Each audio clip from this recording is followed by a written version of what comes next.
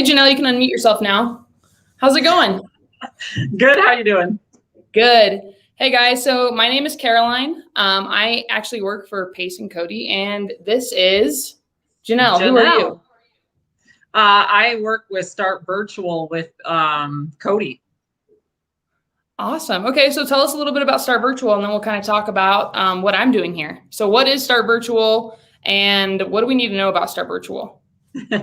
Right. So we really help business owners and individuals who are running any type of business really get into having virtual assistants. Everybody at some point is on a path to grow, and that's really important. So I think that most people need to understand that part of the growth is having the people to back you up.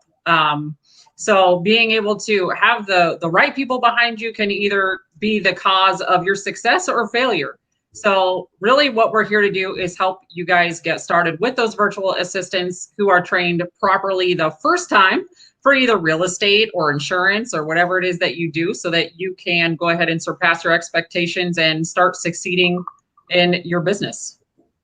Perfect. Well, I know that you have a few questions for me, and I know that we have a lot of people that are on it. We already have about 75 people watching us. So Cody shared a post, and I shared it as well on the creative page. And I know there's a lot of people, like everybody's like, I'm so excited to be here. A lot of people want to talk about my virtual assistant that I have from Start Virtual that Cody and Matt and Pace set me up with. So we'll get into talking about me, but I know you have a few questions for me that might be able to help a lot of people. So let's go over the questions that you have, Janelle, and then I'll take the spotlight for myself and talk about me and my virtual assistant, Harold. Sure. So the first question I think that would be great to know is, did you always know that you needed a virtual assistant, and how did that come to pass? I did not. So fun fact, guys, I'm actually a TTP alumni. So I know you're going to ask me this question, and I'm jumping ahead of you, Janelle. So last year on June 15th, I got into the real estate industry. I signed up for TTP. I went through everything. Guys, Brent Daniels is an amazing coach, and he preaches cold calling. And let me tell you, I hate cold calling. Oh my gosh, it's just not fun for me. So I didn't know that I needed a VA. The answer is no. I was cold calling a lot, but when I found out about Start Virtual and having somebody who's trained and is going through this all the time, it freed up a lot of time for me to do stuff in my own business and to help out the business that I'm working in right now. So I didn't always know that I needed a VA, but having a VA has made my life much easier. And it's a great kind of set it and forget it. And when I bring up my VA, Harold, on here later on, you guys are going to have the opportunity to talk to him and ask him some questions. So no, Janelle, I did not know I needed a VA. Now that I have a VA, I don't know what I was doing before without a VA. That's awesome. So yeah, you kind of went right over another question. So they've been pretty detrimental to the business.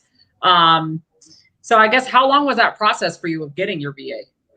So getting a VA, it doesn't actually take that long if you go with Start Virtual. It's a quick startup. You go through, you have an onboarder, you talk. I believe when I had my own VA for my own business before I was doing the dispoing, it took us maybe a couple of days after we signed up to do our onboarding and to get our VA started. Now, was I the best manager of my VA back in October? No. And you know what? I'm very sorry to my virtual assistant that I had, because in my head, I was thinking that VAs are like robots. You're like, oh my gosh, if I hire a VA, they're going to go out and get me all these leads. I'm going to be able to close all these deals. And I wasn't doing a great job of coaching and managing my VA. So when I got Harold back in January, I made it a point to really go into talking about, like, what are his goals? Like, oh my gosh, Harold, you're not a robot. This is so mind boggling to me. So I spent the time getting to know him. What were his goals? Telling him that we were planning to build out an entire system around him with more VAs. I let him know up front, like, hey, you're my guy. I want you to be in charge of the dispo position for me. I want to have other VAs under us. So hiring a VA from Start Virtual was super easy. Was I the best manager at first? No, I was so bad. And I'm so glad that I've learned watching Matt Beard's videos on how to train your VAs and going to a mastermind and seeing how he does the call calibrations and just actually checks in with them daily, blew my mind, and it's actually made me a better manager for my VA. Oh, that's awesome. So you have daily. I want to get all over. Yeah, right. So how long have you been with Start Virtual then? How long have you, since when? Well, so before I started working with Pace and Cody, I actually had my own VA back in October. So I guess you could say I've been working with Start Virtual since October, but with Harold, this VA that I have now under the disposition position, he's been with me since January. Okay. Yeah. That's awesome. So how many people watching, I guess, have ever been through the phase of thinking you can just do this alone, you don't need a VA, or maybe you're scared to get a VA because, you don't know what's actually going to happen? You guys can just like raise your hands. I'd love to see everybody in the chat right now. Let us know who here doesn't have a VA and like you're just against it. Or if you do have a VA, like share like you have a VA and what they've done for you. I see right now, Aaron says, Matt inspired me to train my VA and he is incredible. Guys, if you're not on Matt Beard's, like following Matt Beard, I swear Matt Beard is the VA whisperer. He just he knows how to bring the best out of people. Matt is a great coach and I work with Matt side by side all the time. He's really helpful. So while we wait for those to come in yet, okay, sweet. We've seen some people, they're ready to hire mine. I don't have a VA yet. Yeah, guys, you should definitely, it's going to save a lot of time in your business. So the big reason why I like VAs, Janelle, so like I'm doing a lot. I basically wear quite a few hats, but what Harold does for me, and we'll bring him up later and he'll talk about what all he does. Harold knows how to pull lists from batch leads. He knows how to skip trace them. He knows how to load them up into the batch dialer. He knows how to do texting from he is a batch wizard. If you ask Harold anything about batch, he probably knows it all. And it's literally for me being like, hey, Harold, I don't have time to train you on everything. Like I have some videos. Can you deep dive into this on your own? And Harold has taken the initiative to go learn how to do all these things. He actually set up an entire texting campaign last week with the batch texting platform. So he learns it all, but it's freed me up to talk to buyers because my job as a disposition manager is to talk to buyers and negotiate our price and get on the same page and make sure that earnest money has been deposited and that we're marketing correctly. So Harold gets to do all the boring admin stuff that I don't want to do. I want to be able to come on to the Wholesale Hotline pre-show and be able to talk and share my experience with my VA. And while I'm doing that, Harold is in the background texting our buyers, pulling more buyers. He knows how to even reach out to hedge fund buyers. Like it's insane what you can do when you take the time to nurture your VA and really pour into them and show them the expectations that you'd like. So that's awesome. Well, let's see. Are there any good questions you're seeing so far on the side here, Janelle? Ready to hire mine? Not one yet. Okay. Don't have one. I need help. Yeah, it looks like everybody's ready, right? And some don't have one, but they do need help. That's awesome. And what is his contact, please? Yeah, you guys cannot have Harold. Harold does not have a twin. I wish he does. Actually, you know what? He might have a twin and Start Virtual. And guys, the cool thing is Harold actually started out as a cold caller for Start Virtual. So Harold used to cold call all of these lists. So Harold's been moving up through the ranks and there's a ton of room for growth in Start Virtual. And I mean, I think he was actually going to be a lead manager, but Matt saw the potential in him being able to manage a team instead of closing deals. So that's why Matt set him up with me to work on the disposition side. This is awesome. It's okay. Right. And then also there's also, people can find their own leads, whether that's driving for dollars or referrals or the wholesaler dead leads. But it's really actually cool to know that you don't have to do that because it could be taken care of for you through a VA. Oh, 100%. And also the other thing, I've actually even taught Harold how to he knows how to comp properties. Like we use batch leads and we comp properties together, but he knows how to go on Facebook. I've taught him how to go through Facebook groups, join investor groups. He even finds us co-wholesale opportunities. Somebody's like, hey, I need a buyer. Or if he sees anything in Phoenix, guys, if you have anything in Phoenix, we'll take it and we'll fix and flip it. But Harold knows how to look through these groups and be like, hey, Caroline, here's an opportunity. And we message all day in Slack. We do a Zoom every morning after I'm doing some role play Zooms in the sub 2 mentorship. We do a Zoom at 9. We talk about what our goals are. We talk about like, what is our priority for the day? Everything like that. We get all of our expectations up front and we tackle those. So what was like your breaking point? What was the breaking point for you to where you were just like, you know what, I can't wait anymore. I have to get help. I need a VA. It was honestly the best way to explain it. Guys, I took one acting class in college, so I'm really dramatic when I do things. But the best way to do for me to learn, because I do have ADHD, is to talk about how overwhelmed I was. So I was doing stuff in the mentorship. I was still trying to learn on my own. I was holding 2 water bottles. I was holding my phone. I was holding my sunglasses, and it was just all getting too much for me. So I had to get a VA. And I was literally like, Cody, Matt, I am calling like 200 buyers a day. I can't call these buyers, comp all of our properties, send things out, work on MailChimp. Like, I'm overwhelmed. I don't know how to do this. We were in a bunch of markets. I was new. And they're like, don't worry, Caroline, we've got the hookup for you. And they hooked me up with Harold from Start Virtual. And guys, when you are overwhelmed, this is a big thing that Pace has taught me. When you're overwhelmed, that's when you should get some help. So get to where you can't handle that anymore and hire a VA. Like, it's the best thing that's happened to the disposition part of our company, in my opinion. And I'm ready for us to get more VAs, because Harold just has everything under control, from being able to ask me questions and learning on his own. Like, if you guys pour into your VAs, they are going to give back to you tenfold. Like, it's insane what has happened just for us by really learning with Harold, because I've been learning this whole disposition process with him. I didn't start doing mass dispo until January. So this is all new for me too. That's awesome. Mm-hmm. It's awesome to know that you're doing so well with them. And there's something to be said about Start Virtual and the assistance and what they offer. But congratulations on your success, because it's pretty big. And I know that I just heard about something that your VA got for you, right? So you did like this amazing deal, and I would love to hear all about how that came to be, and if he set that for you or how that went. Yeah, for sure. I'm going to talk about that, and I'll actually pull Harold on here in a few minutes. He's actually waiting for us in the background.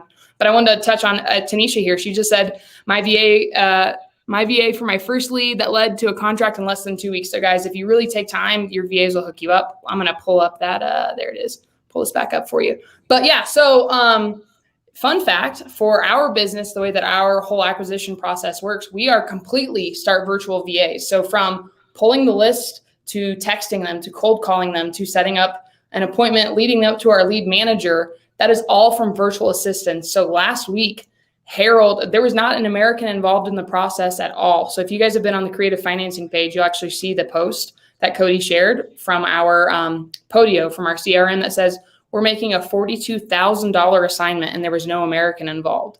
Harold pulled cash buyers, texted them, sent out our email blast. All I had to, he would respond with me like, hey, this person's offering this, and this person's offering this. And I said, hey, just hold on. We have a lot of offers. This property just went on the market. Let's take our highest and best by Monday. And he actually replied to our buyer, and the buyer was like, all right, I'll buy it right now for your asking price. So there was not an American involved other than me just saying, just reply with this. It was all Harold from the get-go. So you guys can run a business with virtual assistants from Start Virtual and not have to, like, as long as you're coaching them and you're on top of it, they are going to do all of it. They're going to run your business for you, and it's amazing. So yeah, Harold did everything, and I didn't speak to our buyer. I didn't speak to our seller. I communicated with title, just emailing them, pushing through our contracts, but every bit of communication with our seller and our buyer was from virtual assistants from Start Virtual, which was really cool. That's awesome. Terrell Small says Pace has done so much for him in the way of paying it forward. So yeah, squat up, man. That's like, everybody's doing that right now. It's the best way to be doing things, is not by yourself. That's the whole point of this, right? So this is really cool too. If you see this one from Erin, she said, my VA is completely a part of my team. If I get sick, my business could fully operate without me. And that's the nice part. So another thing to tell you guys, I was really concerned when I came in, because COVID was happening at the beginning of the year, and I got sick for 2 weeks with COVID. I got COVID, and I had, the worst migraine. It's real. It was pretty bad, but everything was still able to run because we had systems in place. So the biggest thing I can say as well, Janelle, is have systems in place. I would say, get a rough idea of what are the 15 repetitive tasks. And this is actually what Pace taught me. Get the 15 repetitive tasks that you do day in and day out, and assign those to a VA. So when I come in the morning, we have a channel in our Slack that says like deal flow. Where are we with our deal communication? And it used to be me. I'd go through our deal communication, see what was locked up the day before, because I get up really early. I'm up around Pace's time. I'm up around 3:30, 4 o'clock, and everybody else is still sleeping. So I'm like, okay, what deals have we get done? I'm going to take care of that because I'm doing a Zoom at 5. But now I don't have to worry about that. Harold comes in. He knows that's part of his daily task. He's like, okay, I'm going to go through deal flow. Okay, we lock this up. Then he'll put it in our conveyor belt, because as you guys have heard Pace talk about the whole conveyor belt, we can see where our deals are. He knows to automatically make a channel. He'll add in Rochelle Jarvis, who works with us from Constant Close. He'll add in Cody. He'll add in the lead manager that locked it up. Pace gets to see it. They get to see everything. It's just those repetitive tasks. I don't have to tell Harold to do that because it's now a habit. Harold knows as soon as he clocks in, I'm going to get this part of my task done, this done. All right, I'm going to start my property profile for this deal that we got locked up. I'm going to reach out to the seller so we can get photos set up, and I'm going to reach out to our photography company to work everything together. So it started with me not really knowing, having a clear direction with my VA, and then creating those tasks for him so he could succeed. And now it's kind of just like Harold just runs on cruise control, which is amazing. And he just comes to me when he needs help, which is really, really cool. So if you guys take the time to really understand what works for your VA and coach them through everything, your business can run completely on its own without you having to be involved, which is really, really cool. Yeah, and Jean says the VAs are already experienced at talking to the sellers. So yeah, they're trained to talk, to do sales, to pick up the phone. They love to pick up the phone.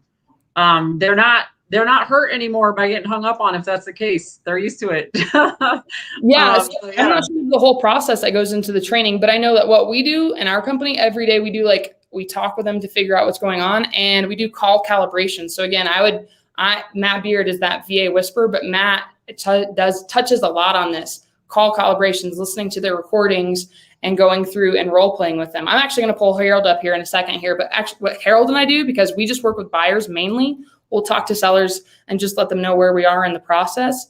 But we actually switch positions and role play. So I let Harold be the buyer and I role play as Harold, the VA, calling to see if they're interested in interested in buying a property from us. So we take a lot of time. I'm all about coaching. Like I said, guys, I'm ADHD, so I'm really hands-on. I want to be able to switch positions so everybody can kind of get the hang of it.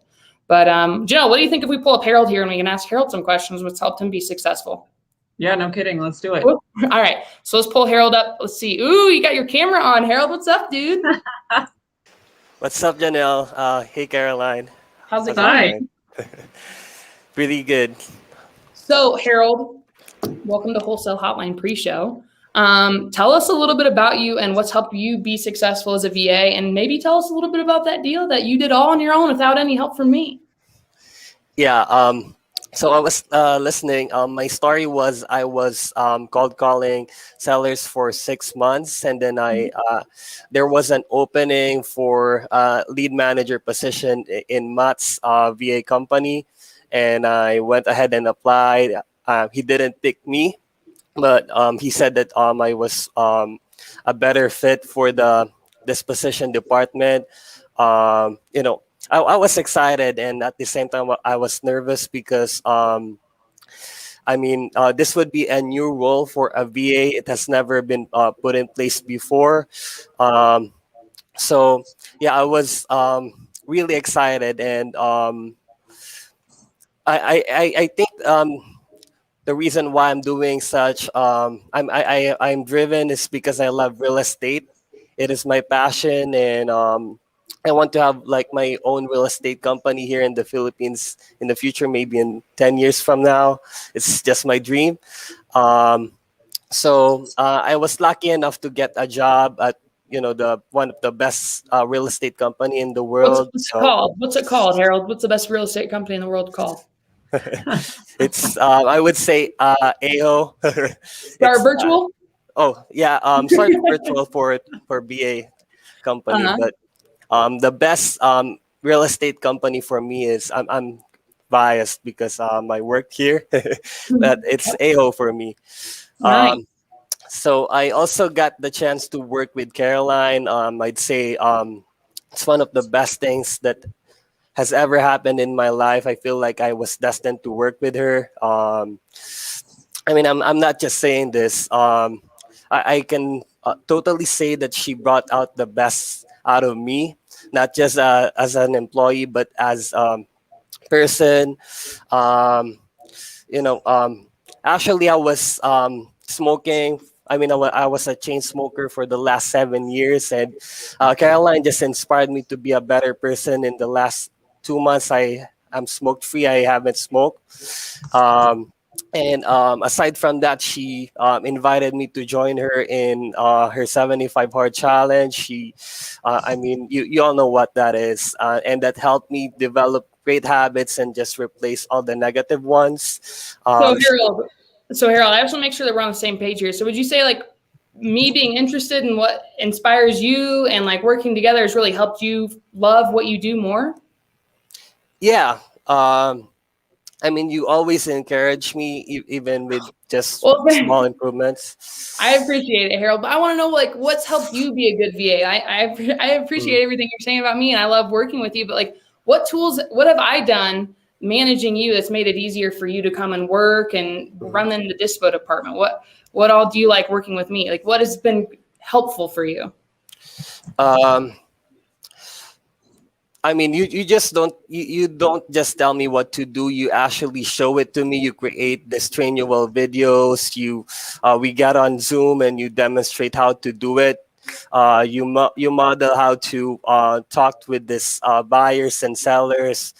So you're always setting examples for me, so it's very easy for me to follow that. I love that. Well, that's great. I appreciate everything you said, and I love working with you too. And I think us working together and learning together has been really helpful. So what all can you do? Just because I know before you were only cold calling. So what all are you capable of now? I know you might have heard me in the pre-show, but what do you feel most comfortable doing as the disposition VA? Yeah, I started with very little skills and knowledge on how to do this. Like I only know how to cold call before. So now I'm doing. Yeah, I mean, I was listening to what you were saying earlier. I now know how to pull data from prop streams, skip trace and batch lead, set up SMS campaign, and even do set up a cold calling campaign if needed.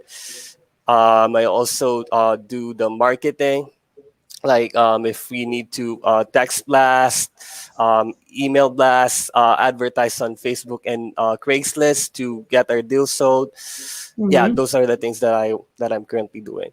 So look right below us, Harold. There's a question here from the people that are, so we're live right now. If you didn't know, we're live on YouTube. So there's everybody that's watching us. They're really interested to ask you some questions. So one of the first questions was, what did you find most difficult at first, Harold? What was the hardest part about, maybe you could dig into this a little more, Saeed, but I'm going to assume, what was most difficult at first for you in the disposition department?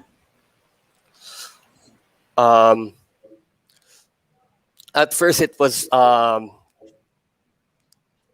difficult for me to talk to buyers because these people are highly experienced in real estate investing, and I just didn't know enough. Yeah, that's the time where I reached out to Caroline, ask her how to respond to this person. How do I handle this kind of objection? What do I tell to a person who's asking this question? So you say the role plays that we do have been helpful when you get to be the buyer and I get to be Harold? Absolutely. Yeah. I create a script out of those role plays, and I just write it down so I can always look at it whenever I'm talking to a buyer or a seller. I love that. Okay, cool. So Janelle, do you have any questions for Harold? I'm waiting to see some more pop up here in the chat. Is there anything you'd like to know about being a disposition VA? I know that you're not in the whole real estate realm. Nope. I used to flip houses for a few years, so I remember digging in myself and doing all that work. So would have been helpful for me to know about this kind of stuff a long time ago. I think, how long did it take you to really, with the role playing and everything that you do with Carolyn, how long until you became like really present with yourself and know that, hey, I'm going to just kick butt with the skills that I've learned? How long did it take you to actually learn and grasp those skills? I mean, I started with just cold calling buyers, and then Caroline started training me to do the administrative stuff.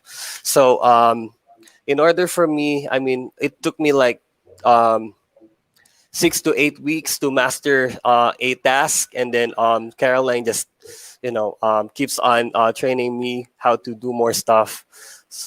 So I'd say 6 to 8 weeks in order to get really good at something.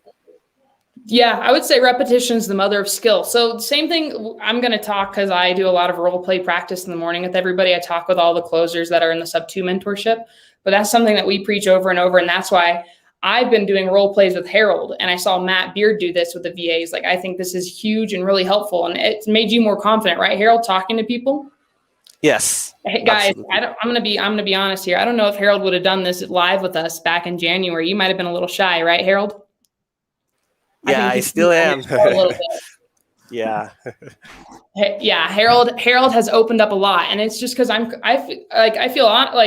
Harold, I feel like because we talk about like what are your goals, what do you want to do with yourself, like how do you want to be better, and like what can we do to get more deals done so we can problem solve for more sellers, and also the whole point is so we can have money so we can take care of our family and to create a financial freedom for ourselves. So I think that's really huge, and I like that we talk about that. I want to touch on this next question right here. So Harold, this is for you. Not only how long, but how many calls would you estimate before you felt comfortable? I think I might have read that wrong. Anyways, you kind of said it took about 6 to 8 weeks. But how do you feel like when we do our practices and we'd like listen to or talk about your calls afterwards? How long did it take for you to really feel comfortable texting buyers and talking to buyers? About 8 weeks, would you say? Yeah, I'd say around 6 to 8 weeks. I mean, when it comes to cold calling, but with all the admin stuff, it's actually easier for me to do the texting and admin stuff. It's faster.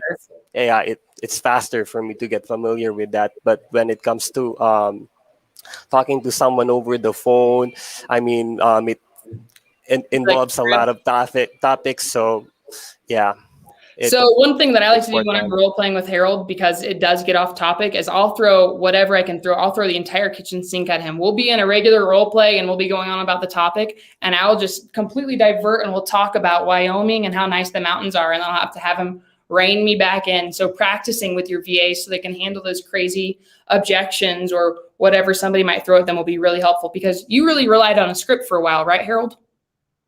Yes, I still do. Mm-hmm. Yeah, that's okay, guys. We talk about that. Memorize, internalize, and personalize scripts for yourself. So they're perfect. Great. I was about to pull that list up here. So Harold, Jennifer has a question for you. Does Harold do comps? Harold, we've comped together before, right? Yeah. What has been helpful to help you I know that you don't do a lot of comping. That's mainly me. But what has helped you? What tools did I provide for you to know how to comp? Think about what's in our Google Drive. Yeah, we have like this comp cheat sheet. So it's a guideline that we use, and Caroline's always sending me YouTube videos, train you all. She goes on a Zoom with me to show me how she comps, and then she lets me comp while she watch. So yeah.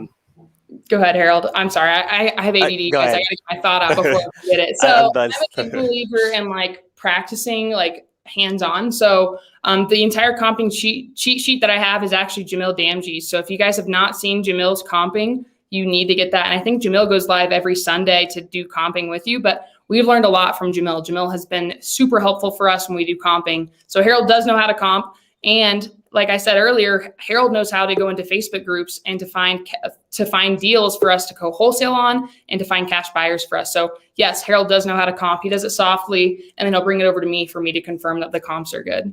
I know. Look at all the Harold. Don't leave me. All these people want to know if you have a twin. Do you have a twin somewhere at Start Virtual? Not yet. We'll have to work with that. So this is awesome. So maybe we can do another little dig deeper into talking about what it's been like having you. But I want to touch base before we get off, because I know we're getting close to the timeline for Wholesale Hotline to officially begin. Harold, what would you say about that deal where we made $42,000 as an assignment fee? How hard was that? What did you have to do to get that deal done? Yeah, I just did the process. Like I followed all the steps to get a deal sold, and this time I was using a phone number of my own, because before when I'm marketing, I'm still doing this. Like if I'm posting deals on Facebook, email blasting what is your whole process for marketing? What all do you do? Can you kind of rattle off the few things where we market? Okay, so once we get the photos and all the property information of the deals we have under contract, I go ahead and create a property profile, email blast that, text blast that, and then who do we text to first?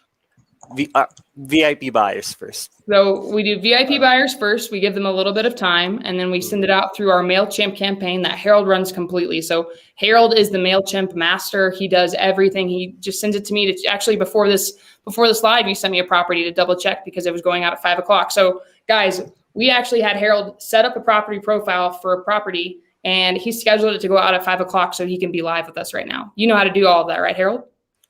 Yes, ma'am. Really talk all over you here. I know I'm trying to get it out because we're actually at 5 o'clock here. So you texted our VIP buyers, you sent it out through a MailChimp campaign, and then how did we end up selling this deal? What happened here? Yeah, this person was really interested in the deal. I was excited as well because he gave an offer right away, like within the minute that he saw that deal. So I just relayed his message, his offer to Caroline. And I just replied what Caroline told me to tell him, and then he replied. Yeah, he asked for a number that, and then I told him that we will take the best offer on Monday, but he insisted that he wants to buy it at the asking price, sight unseen. So I just relayed it to Caroline, and then what's up, Ace? What's up, guys? How's it going, man?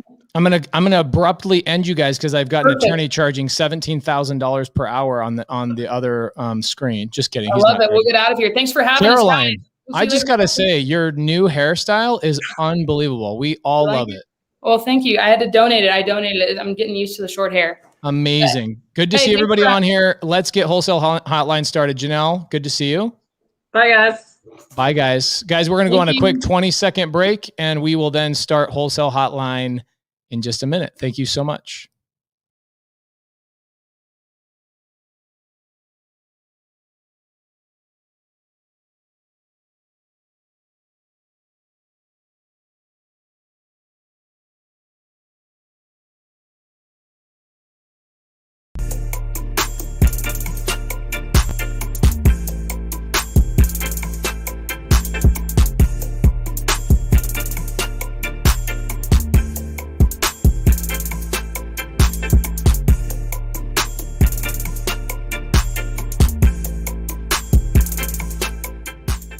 Welcome to Wholesale Hotline, where we cover everything to do with wholesale real estate. I'm Jamil Damji. I'm Brent Daniels. And I am Pace Morby. And together we cover the most important parts of wholesale real estate. Lead generation. Conversion of sellers into contracts. And dispositions. Guys, remember when you're watching this show, do us a favor and squad up in the comments. Make sure that you are liking and subscribing to the YouTube channels and in the Facebook group Wholesale Hotline.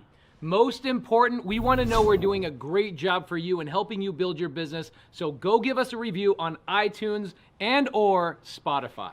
So squad up and enjoy the show.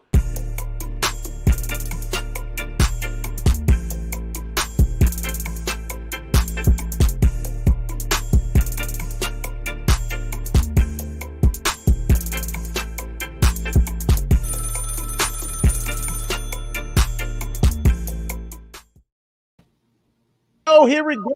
Wholesale Hotline number 70. Oh my goodness. This is going to be absolutely incredible. This is going to be fire. And not like just the fire that, the kids talk about. I'm talking about the elements here, Pace. I'm talking about the 4 elements that make up fire, brother, which of course is oxygen, heat, That's right. The fuel right there, Jamil. And today we've got the chemical reaction, the 4th part, the absolute essential part to make fire with Sean St. Clair. Sean, this is going to be an awesome time with you, brother. Thank you for being on.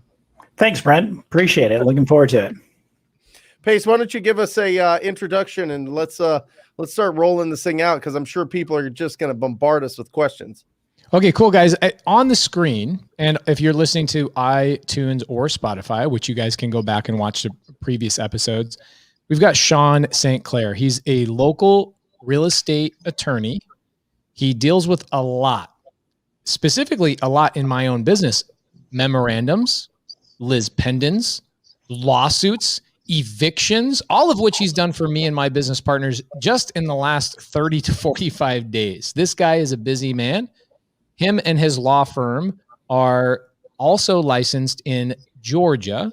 So if you guys are out there in Atlanta area or all of Georgia, definitely look them up. But today we've got Sean St. Clair, somebody I consider a hero. He is a forward-thinking attorney in the sense that he provides a tremendous amount of value to people for free. We're going to be talking about a Facebook group that he is building. But more specifically today, we're going to be talking about memorandums, lis pendens, the ins and outs and who, what, when, where, and whys of what a memorandum is, the legalities, when you should use them, when shouldn't you use them, and the no-nos with memorandums as well. So welcome to the show, Mr. Sean St. Clair. How you doing, Sean? Good, Pace. How are you? Bro, I'm so good. Anytime I get to hang out with you, I had to hang out with you. You had to hang out with me on Saturday, and here we are on Monday. You have to hang out with me again. Hey, it's all right. Saturday was good. That was a lot of fun, though. That was a lot of fun. I actually learned a couple things from you on Saturday. I got a ton of value. I appreciate you so much. So today, guys, ask every possible question you have about memorandums. Any question you have about what happens if I sign a contract with a seller and the seller goes ghost on me? What do I do? Any question that you wish you could afford, because there's people in the audience right now. We have 200 watching live. We'll probably get upwards of 450 today. Watching live. And I bet you out of those 450 live viewers, we're going to have 449 of them asking the question of what happens if I lock up a contract and the seller changes their mind? What happens if I sign a contract with a seller and the seller passes away? What happens if the seller refuses to close escrow? What are all the things I can do to protect myself as a real estate investor? Those are just 3 of the 100 questions that I would ask a real estate attorney if I didn't have to pay for his time right now. So guys, now is the time. Now, Sean, recently you've been dealing with a transaction for me in just the state of Arizona where my company signed a contract 2 years ago. We ended up having another wholesaler, and I know we can't talk about the house and the address and the other people involved because there's pending things going on and all that kind of stuff. But another wholesaler came in after me, signed a contract, and then filed a memorandum on the property well after I signed a contract and was planning on closing escrow. They put me in a position where I couldn't close escrow immediately. And I want to talk about that. What did you do? What did I do? Because I'm at a point in my business where I realized just outsource this kind of stuff. Don't deal with it on your own. So Sean, let me ask the first question. We'll get this stuff happening. I already see a ton of questions right now in the comments. If I sign a contract with a seller and a month later, I go to close escrow, I've got my lender, I'm ready to go. I'm going to fix and flip this thing. I'm not wholesaling it. I'm fixing and flipping it. And my title company says, hey, there was a memorandum filed on this property 2 weeks ago. So 2 weeks after I signed the original contract. What would you advise as my attorney in that situation? What do I have the right to do? Well, the first thing we need to look at is, did they have the legal authority to record a memorandum? So here in Arizona, we have a statute that actually codifies the idea of slander of title. It's ARS 33420.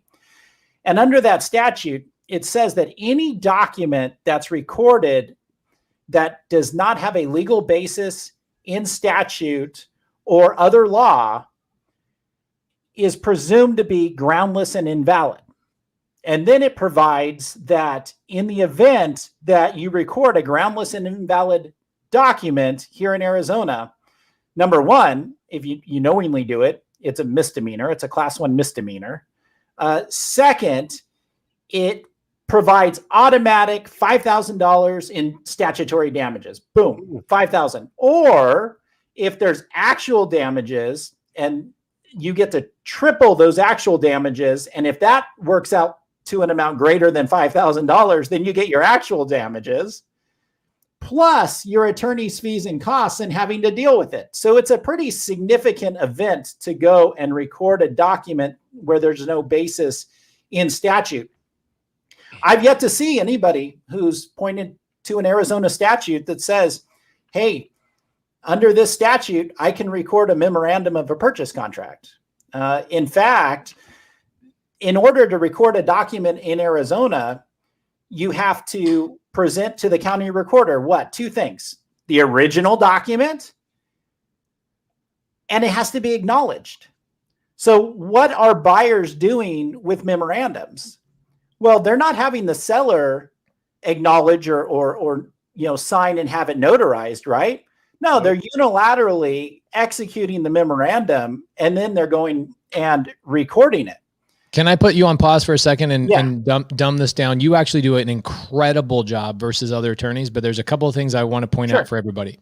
So what Sean is saying that you can't just go and file a memorandum on a property. And what is a memorandum? Sean, will you break down what a memorandum is, and then we can keep going on?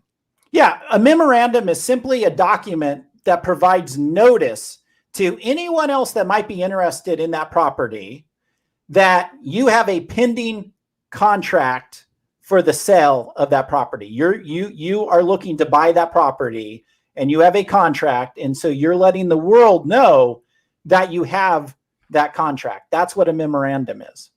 Love it. Okay, so guys, just to say that in the same words, essentially, when we buy a property, we don't want those 30 days or 45 days that goes by. We don't want somebody coming in and snaking the deal from us. So we are well within our rights as investors, or even wholesalers for that matter, to file a memorandum that will protect us from somebody else coming along and closing that transaction on day 29 or day 27 behind our back at a different title company. Because how would we know? How would we know if the buyer goes and signs a contract the next day and goes and opens escrow at a different title company? It's not like there's some inner communication going on between title companies, guys. They don't communicate because they're competitors. That'd be like Burger King and McDonald's sharing recipes. That's not what happens, okay? A memorandum puts a notice on the county recorder. You can go down to the county recorder, or you can go to deeds.com and file just about any document nowadays, deeds.com. And if you go to deeds.com, it costs about $17. You can file a memorandum. And that memorandum tells the world, hey, idiots, I already have a contract on this house. Don't even bother trying to mess with my seller. That's what it's there for, and it's there to protect you. However, going back about 4 minutes, Sean St. Clair just said that some knucklehead wholesalers, but he didn't say that, he's very polite, some knucklehead wholesalers will unilaterally file a memorandum. What does that mean? That means that the seller is unaware that the buyer is putting a memorandum on the house. And that is actually not lawful to do that. Is that correct, Sean? That's correct. Yeah, I mean, the purchase contract isn't a notarized document. And so because it's not notarized, you can't go and record that. And so the seller would be oblivious to the idea of, hey, all of a sudden they're going to go to the county recorder's office and record something that's going to cloud my title. There's a simple solution, which is have a provision in the purchase contract whereby the seller states that the buyer can record a memorandum, and better yet, have the form memorandum attached to the purchase contract. Yes. When I see these memorandums recorded, there's two things that drive me crazy. Number one, they record them with the purchase contract.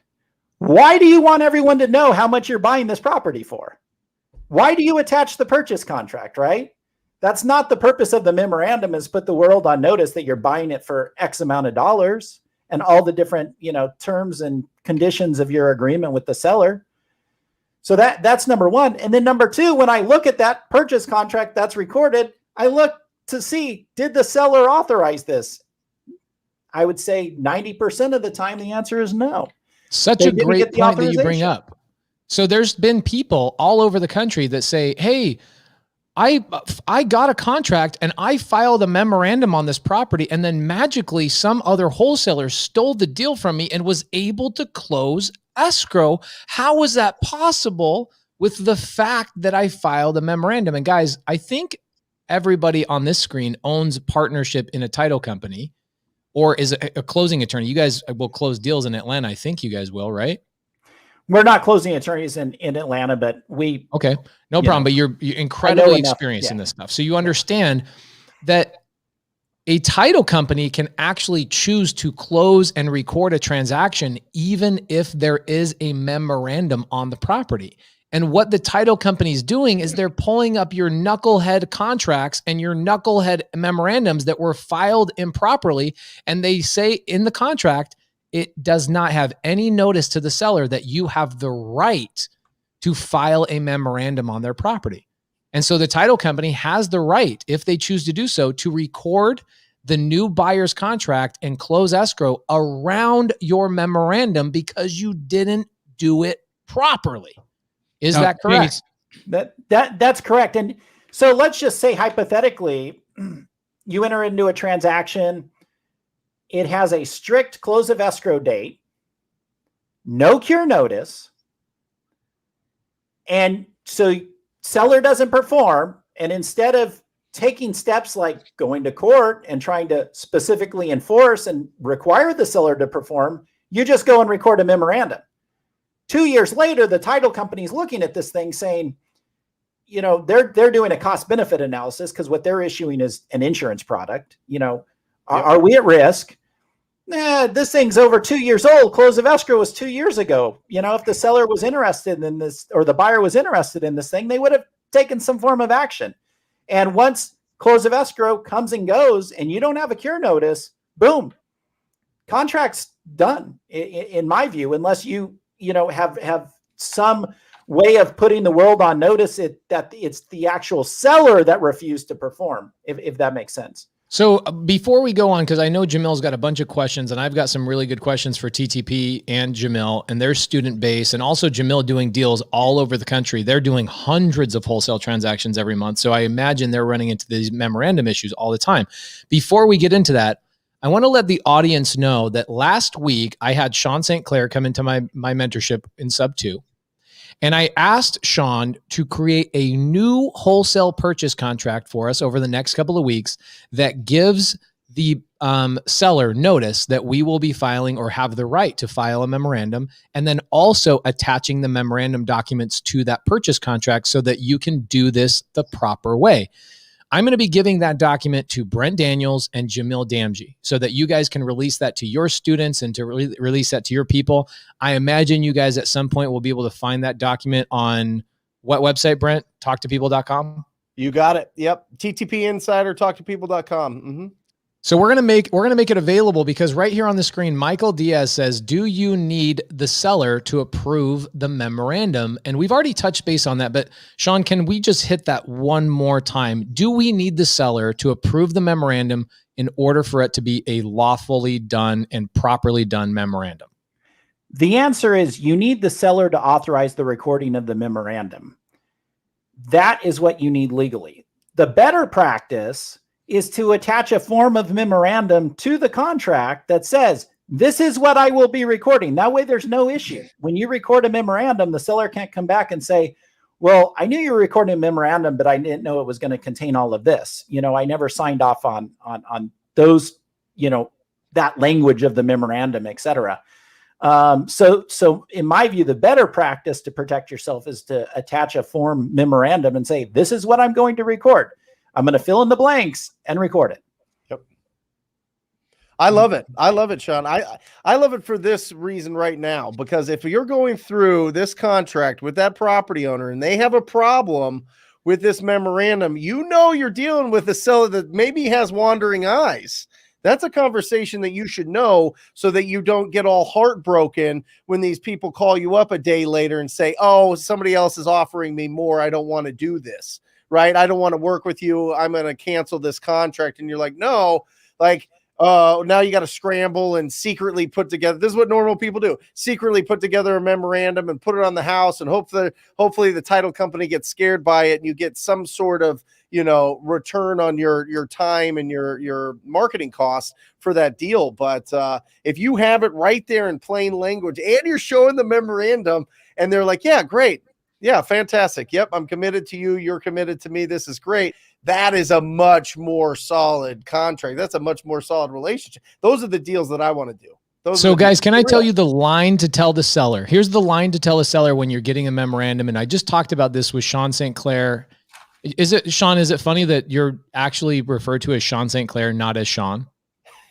I don't ever say Sean. I'm like Sean St. Clair, Sean St. Clair. That might as well be your first name is Sean St. Clair. So it's a great name. It is a killer. When you came out of the womb with Sean St. Clair as your name, you were born to be an attorney. There's no way around that. So, here's the line. I want everybody to write this down. I just went through this with my sub 2 students on Friday's bonus Zoom with Sean. When you're sitting down with the seller and the seller says, well, what is a memorandum? And what does that mean? You could say, well, I'm in a cloud title and I'm going to keep every other knucklehead wholesaler from buying this house from me because I got a great killer deal on it. You could say that, but that's not the line. The line is this, and I want you guys to write this down. Well, Tina, let's say the seller's name is, well, Tina, a memorandum basically lets the world know how serious I am about buying your property. I'm so serious about my commitment to you that I'm going to record this on the county recorder's website so that everybody knows that I'm going to fulfill my obligation that I set forth in this purchase contract. That is what a memorandum is. And it lets other investors know that you and I are already in an agreement and that they're not going to bother you. All these people texting you and calling you and all that kind of stuff. Now, that's not entirely true because people are going to call her and blow her up entirely, but you can choose to tell them that part or not. It doesn't matter.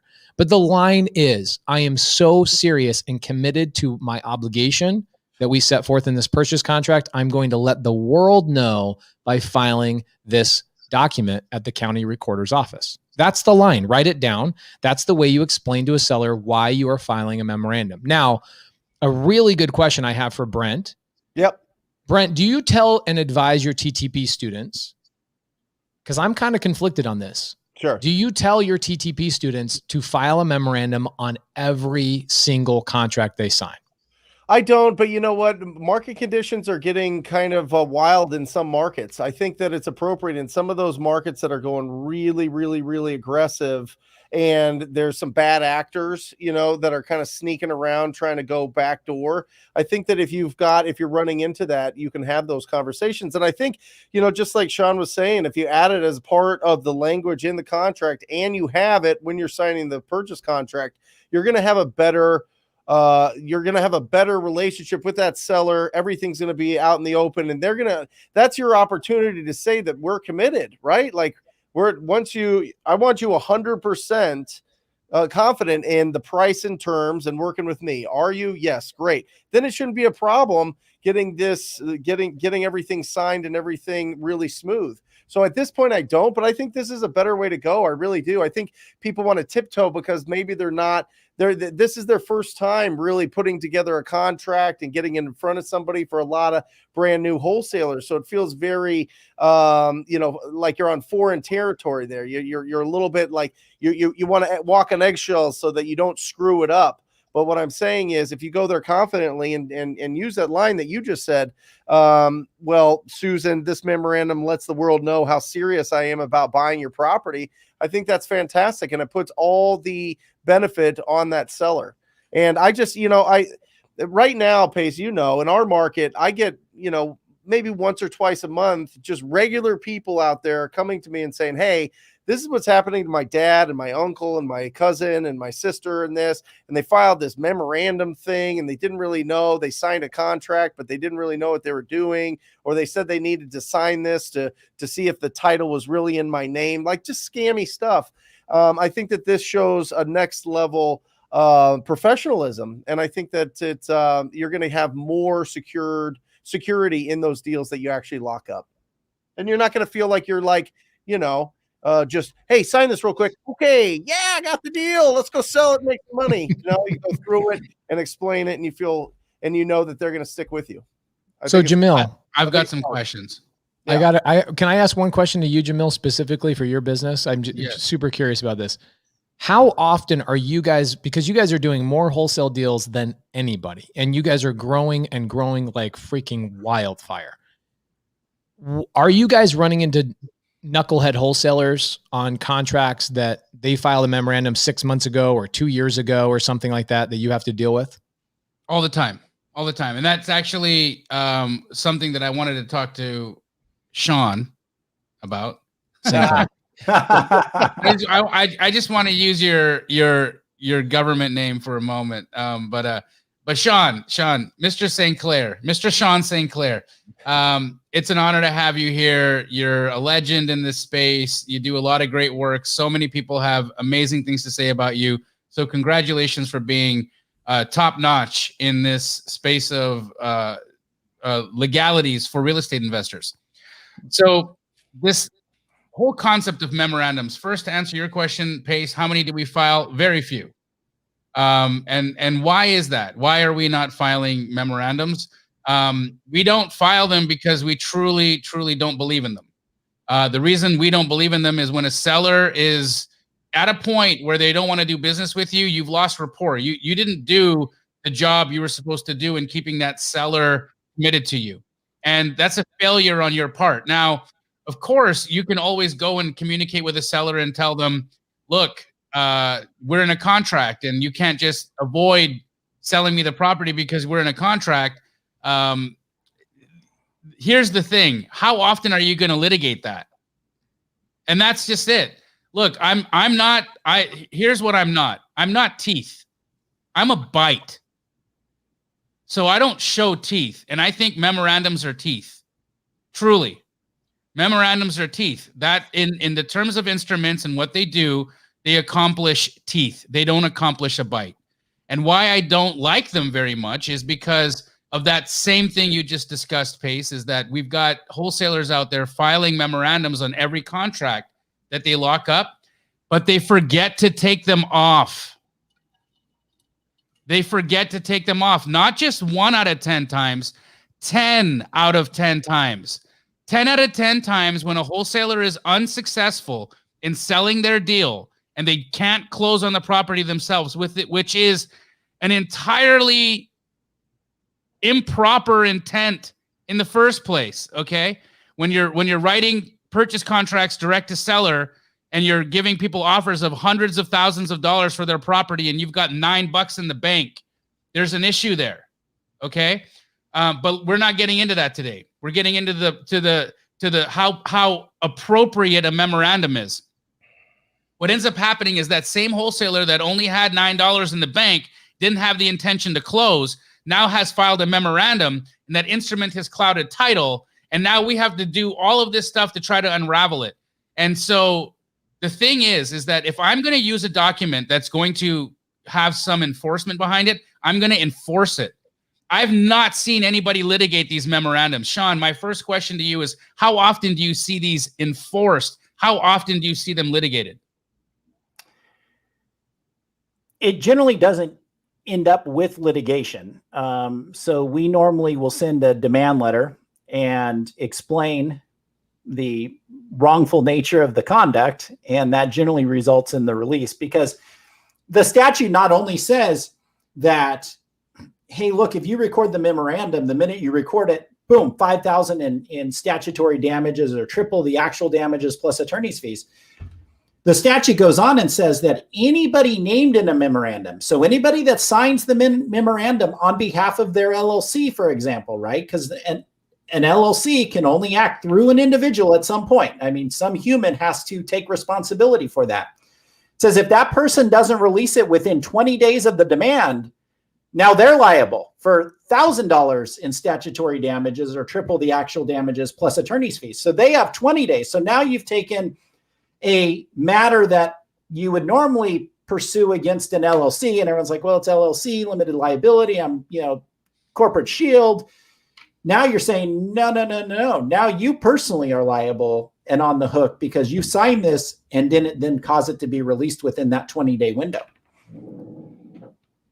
So there's a huge potential for liability for incorrectly handling this instrument and not dealing with removing them if you cancel that transaction. Correct. And I have a solution to what your concern is as far as removing them. So the contracts that I put together, not only have a memorandum attached to them, but they have a release attached to them.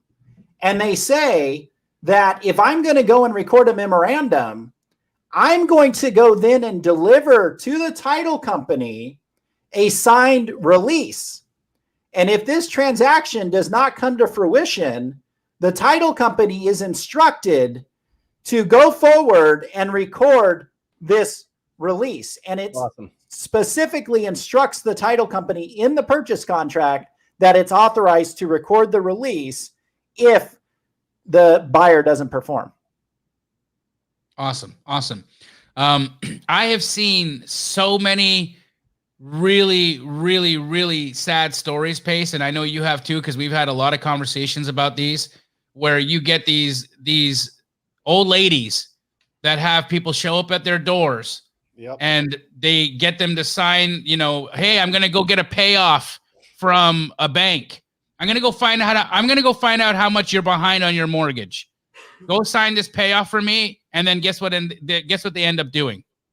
Filing a memorandum. And then they just sit and wait. And then guys like you, guys like me, guys like Brent, actual real business people that are trying to do this at a high level, that actually can perform and can close on deals, are then having to pay what I would constitute as extortion money to the turkeys that are out there filing these documents incorrectly. And, that's the reason why I have a disdain for them, because I'm not seeing enough people handling the removal of the memorandums appropriately. Yeah. Every memorandum I've ever seen recorded has stayed on and not been properly removed. Sean, would you agree that 9 out of 10 times or 10 out of 10 times that's the case?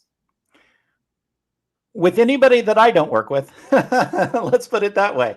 With anybody I don't work with, yes, absolutely. So Sean, on the contract that you're going to draft up for Sub 2 and TTP and Astro students, can we put that in there to have an automatic release? Does that automatic release go on the memorandum itself, or does it go in the purchase contract? Basically the way the purchase contract reads or will read is the buyer has the option to record the memorandum in the form attached as exhibit, B, for example. But then it says, if the buyer chooses to record a memorandum, the buyer shall deliver to the title company the release attached as a fully executed release attached as exhibit C, and that the title company is authorized to record the release if the buyer doesn't perform and the transaction's terminated. Then, the title company it's an instruction to them. They just record it. Love it. So I hired you. When you've been working with us for a couple of years, you've been a godsend. So anybody that's in Arizona, please look up Sean. And by the way, Sean, we need to make sure that people are aware of this before we wrap up in an hour. What is the name of your Facebook group, and what are you trying to accomplish in that Facebook group? So everybody in here knows. Yeah. So the name of the Facebook group is Real Estate Investor Legal. And the goal is to connect real estate investors nationwide with attorneys nationwide who have experience in handling their matters. Thank you, Sean. I receive calls on a regular basis from, people in your group, Pace, or others that I've connected with in the real estate investor community saying, hey, I have this transaction in this state. I need some help. I need an attorney. Can you help me? And it's a struggle. I could find them a real estate attorney, but a real estate attorney doesn't mean that, they have experience working with, investors, that they understand wholesale, that they understand creative finance, those types of issues. And so my goal is to basically have attorneys from all 50 states in this group who can then collaborate with real estate investors. Awesome. Love it. So guys, if you're not aware of that, and Sean, I know I mentioned this to you before, but Rochelle Jarvis, the owner of Constant Close, who you've done transactions with because she's my transaction coordinator, we have at Constant Close closed so many contracts in every single state. We've now successfully closed a Sub 2 contract in every single state, including Alaska and all the places that you would never think we would ever close a transaction. So I'm going to have her and you connect so she can bring all the title companies and all the closing attorneys to your Facebook group in just a massive tidal wave of value, because you are so unbelievable. Nobody's thought about putting that freaking Facebook group together. My gosh, thank you so much for doing that. It's called Real Estate Investing Legal, Sean. Real estate investor legal. Investor. Love it. Can So you put that in the chat for everybody? yes, you need to go. Yeah, get into that link. Go there now. Join it. Well, not now. You know, stay tuned. But then after this. So Jean Duray says, is there any way to find out in advance if there was a memorandum filed before? So right now, let's say I'm talking to a seller and the seller just sounds too good to be true, right? Sounds too good to be true. I'm like, man, this sounds too good to be true. Is there a way, let's say in Arizona, because you understand Arizona, is there a way I can go to a county recorder's office or something like that right now and see if a memorandum has been filed on a property? So here in Maricopa, we have one of the best recording systems and recorder offices in the nation, in my opinion. You could pretty much find anything. You start getting outside of Maricopa County, and some counties are better than others. And I imagine that's true nationwide. But what I recommend is build relationships with title companies and, get to know those title companies, use those title companies on a regular basis, so that if you have a suspicion or you want to, see what's going on with the property, you can call them. And what you want to do is ask them for a condition of title report. And if you get that condition of title report, that'll tell you if a memorandum's been recorded. Some title companies will charge you, $75 to $150 for it, depending on your relationship. Some might provide as a courtesy. It just depends. Okay, so we call that, a lot of people call that a prelim. What did you just call it, Sean? A condition of title report. A condition of title report or a title report, prelim report. It's called 100 different things. Essentially what it is when you open escrow, so you get the contract from the seller, you can go down to escrow and they'll pull a preliminary title report and they'll find every lien, every encumbrance, every issue that is on that property. Because earlier, Sean alluded to something called they're trying to sell an insurance product. That's what title companies do, guys. Title companies actually don't close transactions. Escrow officers are the ones that close the transaction, and the title company sells you an insurance product to make sure that the transaction was done properly and has clear title. So the title company, before you close that transaction, will pull a preliminary title report, and on that, sometimes it's 15 pages long, you will see if there's a memorandum, an IRS lien, a child support lien, a mechanics lien, whatever. And I've never been charged for those, but I haven't done a deal personally in every individual state. So I imagine there's some states, some title companies, some closing attorneys that want to charge for that because it does take some time, energy, and resources to do that. So there's your answer, Jean. The answer is yes, you can find out ahead of time. That's the best way to do it. In Phoenix, you can go to the recorder's office and see every document that's recorded against the property. But like Sean said, we have one of the best systems in the United States, and I can't imagine it's like that in Birmingham, Alabama. Sean, I have another question. If you paste it, is that all right? Can I hop in here real quick? So, Sean, I heard through some conversations with different investor groups that have been dealing with some unsavory characters that have been filing memorandums in the state of Arizona. And my understanding is that the Attorney General is now looking at the memorandums that have been filed on properties, ones that have had their expiration dates well past, and current ones as well. So it's always an interesting thing when the Attorney General gets involved in something that's an issue, probably a hot topic and maybe a hot burner. Would you, having as much as experience as you have in this state of real estate instruments, real estate law, when the Attorney General gets involved, how certain should you be when you're utilizing an instrument like a memorandum? You better be darn certain that you know what you're doing and you're doing it right, because it is an issue. The powers that be are taking notice of it. And like I said, it's a misdemeanor, not to mention what you brought up, Jamil, which is a good point. The investor with $9 in their pocket that really don't have the intent or the means to close the transaction. In Arizona, we have a case called Lombardo versus Albu. And in that case, both the buyer and real estate agent representing the buyer were sued for negligence, breach of the covenant of good faith and fair dealing, non-disclosure, those types of issues, because they didn't inform the seller, who was in foreclosure and was about to lose their house in foreclosure, a house with equity. So the seller had equity, but they were cash poor, right? They couldn't pay their mortgage. So they're in foreclosure. Buyer comes along. The husband's credit is shot. He has a prior bankruptcy. So they decide to write the purchase contract in the name of the wife, hoping that the lender wouldn't figure out what's going on.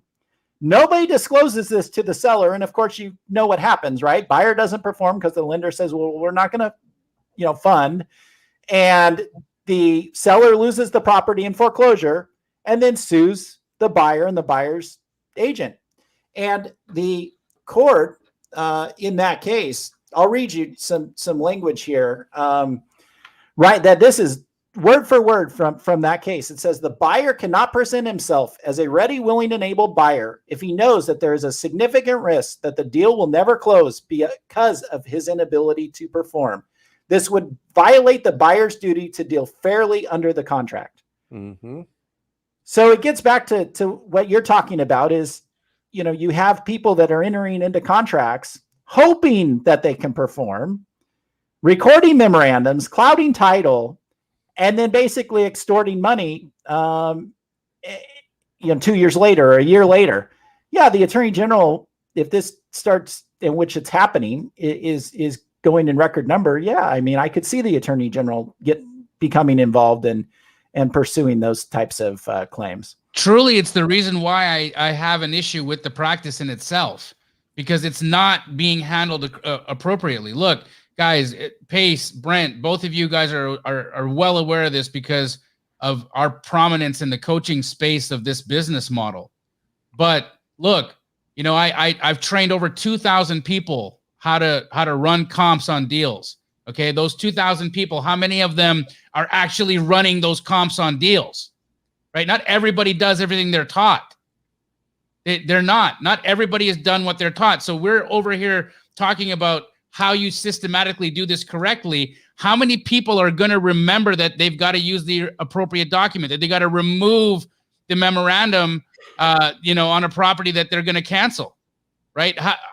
How often do you think these things are going to come up? And when you have these characters that are then sending emails, Robin Hurt was just in the comments talking about a real estate agent who sent her an email on a well-expired memorandum requesting a $10,000 fee to have it removed. Pace, you've been a victim of this same extortion, right?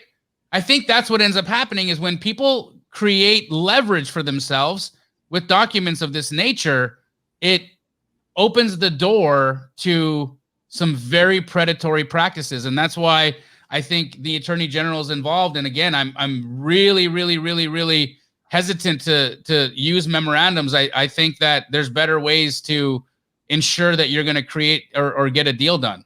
Just my 2 cents.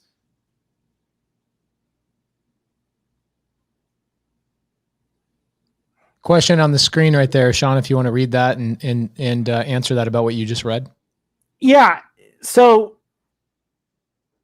the contract provides, and there's acknowledgments that normally you have the seller sign and disclosures and things like that, where you're disclosing, hey, look, I'm going to be assigning this, and I can assign it, those types of things. And as long as you have, some proper disclosures, I don't think the language that I read, jeopardizes wholesaling in total. But the point I think that we're making here is if you can't perform and you don't perform, don't hold the property hostage. Don't cloud the title. There you go. Yeah. That's it. That's Look, it.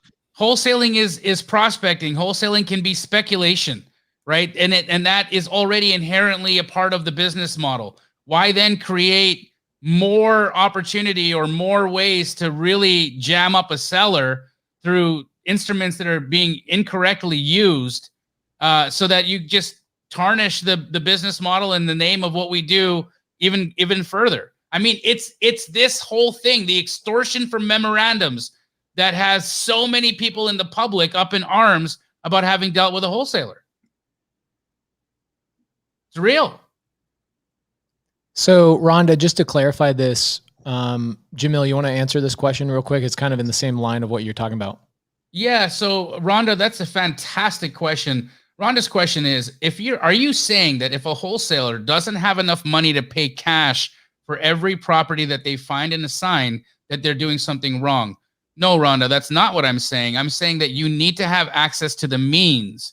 So the entire concept of squatting up is working with people that may have the means, right? Working with private money lenders, working with hard money lenders, having access to these instruments that give you the possibility of being able to close. So no, Rhonda, you don't have to have the cash in the bank. And I made the comment of only has $9 in the bank, and that maybe is what threw you in that thought process, Rhonda. So my apologies. It wasn't about how much money you have in the bank. It has to do with your intent, right? It's truly about what you're intending to do. If you're solely writing an offer on a property to flip the contract, then that's something you've got to talk about. But if the deal is good enough that you could possibly close on it, that you might bring a private money lender to the table and maybe fix and flip the property yourself, that you might bring your mentor, Brent, Pace, or myself in as a private lender to help you do the deal, that you might partner with another really experienced rehabber in town and maybe they'll help you do the deal. There's so many exit strategies that we talk about. There's so many ways to legitimize your offer. And so I don't think you need to get over complicated with respect to, I don't have the money to actually close on this, because there's so many different means that can give you the finances that you would require to do the deal. But I think that when we add on top of it this whole idea of memorandums, because they create a rigid maze for a seller to have to then navigate once you cancel a deal. If you do cancel a deal and the deal doesn't close, that is a problem. That is the problem that I'm trying to bring some air to. And listen, Jamil, you and Pace have traveled the country talking about squatting up. I fortunately get every Monday to join in this tornado of squatting up and finding people and having, listen, there are hard money lenders. There are private money lenders that'll lend 100% on the deal if it's right. There are people that you can squat up and partner with that have, when I started out, when we were bidding at auction in 2008, I was approached from a gentleman that just sold his company for $20 million. He was bored and he wanted to put the money somewhere. That was my business partner. Like that you just squat up. That's what we're talking about on this show, is finding the means, having access to those funds. If you're going in there as the buyer, you better have access to those funds. If you go in there and you say, hey, listen, I'm not going to buy this, but I got a bunch of people I'd like to put it in front of, and you have it disclosed. I don't know. You could ask Sean. I mean, as long as the seller knows what's going on and it's disclosed and it's put in there and it's in writing, that's a whole different ballgame. But just going around and putting memorandums on properties because you went to somebody's house, got a contract signed one time, and then you ghosted the seller for the next 2 weeks and you didn't respond to them and you didn't do anything as you're trying to sell the property. And then all of a sudden the seller feels like they've been abandoned. They've got somebody else knocking on their door behind you. They want to work with this friendly person and they don't want to work with you because you're not communicating with them. And they want to get out of them. And then you slap a memorandum on them and it's gross. It's just gross. And it's going to catch up. It's going to catch up. And whether it be the attorney general, whether it be your reputation in the marketplace, whether it be whatever it is, it's going to catch up. Okay, so let's say I file. I don't like the deal that we originally opened up with. I had a couple comments in the side chat saying, "Well, when are we going to get to the story that Pace started with?" Well, unfortunately, I can't tell you a whole story without you guys understanding what a memorandum is. And so we went through and we explained now what a memorandum is. We explained the proper way of filing a memorandum, when you should file a memorandum, and what that documentation should look like. Okay, now we've established that. So on this property that I purchased 2 years ago, I contracted it 2 years ago. Why did it take so long to come to fruition? Is because we had to take the estate through probate.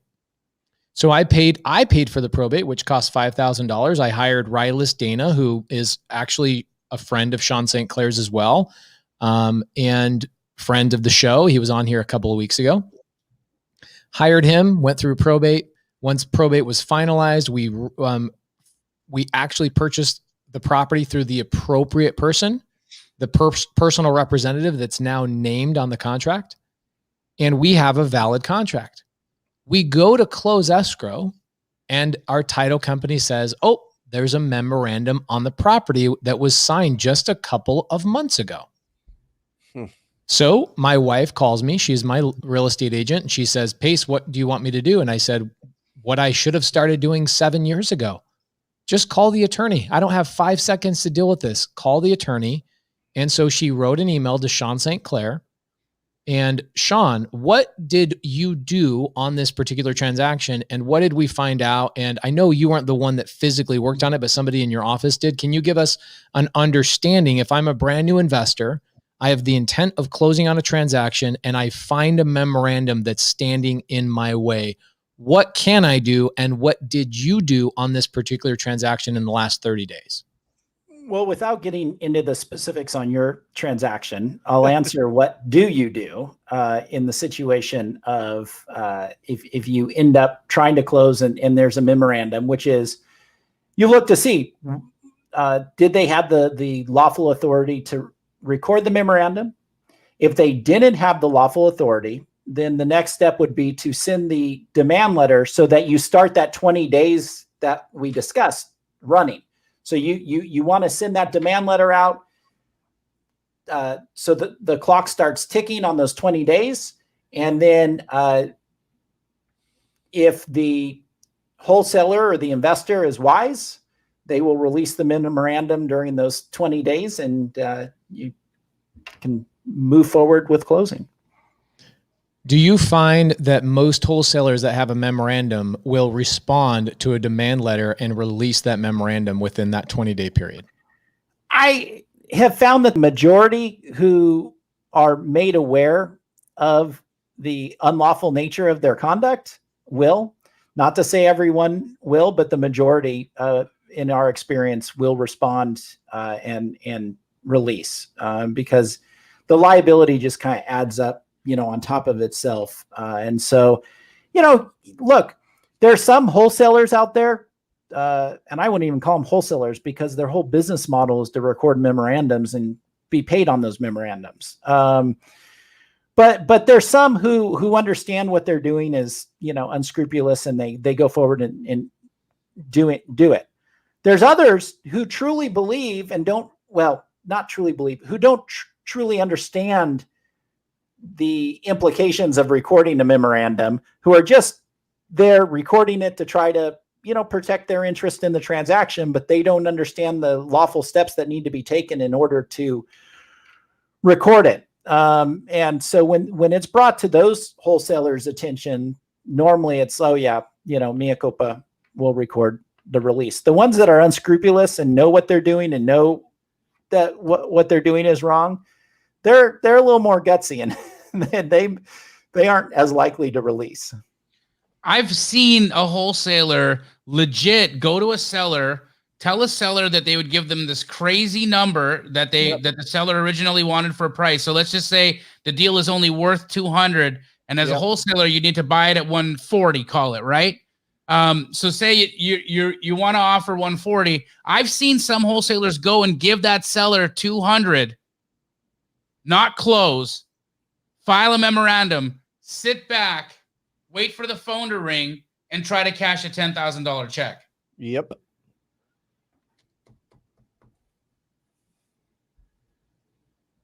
Really good question here from Scott Jenkins. Super smart guy, Scott Jenkins. I believe he's an Astro student and a Sub-2 student. Super smart guy, crushes it, does a lot of deals. I'm on his buyers list, so the dude gets a lot of deals. Scott Jenkins says, I assume a demand letter from an attorney carries more weight than doing it yourself. Guys, this is my personal experience. For the few $100s it costs to have an attorney send out a letter or an email or make a phone call for you, it is one of the best investments you can ever make. Number one, you don't have the anxiety. Number two, it does come from the letterhead of an attorney. And number three, it's very inexpensive to actually go that route. So whenever we have a demand letter, yes, we do hire an attorney. It's as simple as an email. It's not like we have to go through and sit down at their law office and explain the whole deal. We just say, hey, Sean, we found a memorandum. Is it like thousands of dollars to send out a demand letter, Sean? No, it's less than 1,000. Less than 1,000. Okay. 900 guys. It's $999. I can see Sean's wheels turning like, wait, he doesn't want to throw his attorney friends under the bus, but come on. I've had a demand letter done in $200. So whoa. Yeah. 200 to 1,000. We'll leave it there. Jamil, do you ever use a memorandum? Yes. You do? Yes. So I think we have you would. So under very, very, very strict circumstances. So we will file a memorandum once we typically, when we're direct to seller on deals and it happens, because we're working through an agent, and that's considered direct to seller in our books. Just because there's an agent fiduciary in the way doesn't mean we're not direct to a seller. So when we're direct to a seller through a real estate agent and we start to see the deal is going a little bit slow, right? We always have the language in our contract that we intend to file a memorandum. We very rarely exercise it, but it's there. And if we start to see that things are getting a little bit squirrely, that they're not responding to title, that we did get a tremendous deal or we did make a tremendous buy on a certain house, and we get information from the real estate agent themselves that their seller is no longer responding to them, and they're fearful that they may have gone in and started talking to another buyer, that at that point we will go and record the memorandum, because now we know that we have a seller who's going to try to get out of their contractual obligation with us. Of course, we're going to try to open up the doors of rapport and the doors of conversation to see what can we do. Look, here's the thing. I'm never litigating a memorandum, ever. Litigating anything is $50,000 minimum. Would you agree, Sean? Full litigation. If the seller contests and, really puts up a fight, it can start getting expensive. But if you're going to pursue a specific performance action, a lot of times it's the service of the complaint on the seller where they realize, wait a minute, this buyer means business, and they want this property and they plan to perform on this property, and I can't just go and, sell it to somebody else. At that point, the negotiation process begins. Right. And I do want to comment on that. And the way you're handling it, Jamil, is perfect, because you're kind of looking at the transaction as it's flowing and you're saying, hey, things are getting a little squirrely here. Let's get that memorandum on file so that, the buyer's after me or any other buyer knows I'm out there and I'm involved and that type of thing. But if the escrow date comes and goes, don't just sit on it. If you want that property, go in and file your specific performance action, record your list pendants, and get the ball rolling. Don't just sit there waiting for 2 years, hoping that at some further time they're gonna try to sell it. If you want it, go get it. Don't sit around and hang out and wait, hoping for that payment. That's where I think that's the problem that everyone has, right? Is like, you're just hanging out, you're doing nothing, you're sitting on your rights, and then when somebody who's actually going to perform comes forward, it's like, where's my money? Right. And it's truly, especially in those circumstances where people are in pre-foreclosure and they're sitting on that memorandum, they're sitting on that, they're waiting. It's a ticking time bomb, and they're that's somebody's house, that's somebody's life. That's someone's life, and I'm reading in the comments that there's a group out in Phoenix. There's a group out in Phoenix. probably the same group you guys are dealing with. These guys Yeah, are you absolute and I turkeys. know them really well. We actually I have know. we have a nickname for these people. We Yes. know them by name. We know their company name. We know the exact type of houses they target, the type of sellers they target. I actually know that one of them watches this show. So we're on to you guys. Thanks for being a fan and for the support, but you suck. You suck. And you should stop doing it. Yeah, they for a long time we were running a door knocking team, a pretty sizable door knocking team before COVID. And we would run into probably 50% of our contracts would already have a previous contract with this group. And all they did was they asked the seller, what is the price that we have to get this house under contract for in order to get you to sign with us? I mean, it'd be sometimes $50,000, $70,000 over ARV, not over what they should buy it as a wholesaler. Yep. And they would take it and they would just file memorandum. And then unsuspecting wholesalers that are brand new, watching YouTube to learn, they come along, they get a contract at the appropriate price, they open escrow, and then they find out there's this memorandum. They go and pay these guys off to the tune of $5,000 to $10,000 to get rid of the memorandum. Because one, the wholesaler that is the good wholesaler didn't know you can simply hire a Sean St. Clair or somebody similar in your local state. By the way, get on his Facebook group so you can find the right attorneys. Guys, please put the link. Kelly, if you're watching right now, Kelly or Wenny, if you guys are watching, please put his Facebook group in the side chat one more time for everybody. But you can get these memorandums released when you show that they didn't have grounds to do it. But it is so common here in Arizona. I actually see Doc J right here in the comments. Can you put him up there? I love this. He's been really active today, and he's put some really good stuff in there. I really think, this is a good question to talk to the title companies that you're working with or the closing attorneys that you're working with and just say, how do you handle memorandums? When this pops up, what do you look for? What is the process? And what are you looking for to insure this property and get this done?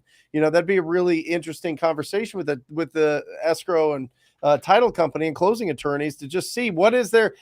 Are they stuck? Are they like, what our company policy is that has to be removed before we can insure this property? Or is it something that they'll actually do, dig into it and see if it's something that has legs? It's a good question. So we've been using Sean St. Clair's terminology in our contracts for quite some time. Okay. And actually Steve Trang is who introduced me to Sean St. Clair a couple of years back. Sean would go to Steve Trang's meetups here, his famous meetups. You get 400 people at these things. I don't know if Steve's going to start those back up, but that was a lot of fun. So I meet Sean. We have Sean draft all of our documents, and I go and get a contract pretty quickly after I get those contracts from Sean with the memorandum terminology and all of those things done properly. I go get a contract. The seller ghosts me. So we file a memorandum. And I didn't hear anything from that seller for 2 years. And then I get a call from an attorney saying my memorandum is frivolous and all this kind of stuff. And I said, did you even look at my memorandum? Did you even look at my purchase contract? Did you even look at the documentation? Because it is fully legit. And he goes, actually, I'm embarrassed to say I haven't, because there's so many times that the answer is that you knucklehead wholesalers don't do anything properly. So I just assumed you were another knucklehead. They had to pay me off $12,500, which was my assignment fee, if I had purchased it at that time. So I am grateful to know that my memorandum, even though the close of escrow was not performed on by me, that memorandum was not frivolous, even though the date had passed. Because I had a right on that property. It was the seller that took advantage of me and tried to get a higher price, not the other way around. So Doc J makes a really good point, but there are really good wholesalers that are trying to do things properly and hiring attorneys and making sure the seller is aware of the memorandum.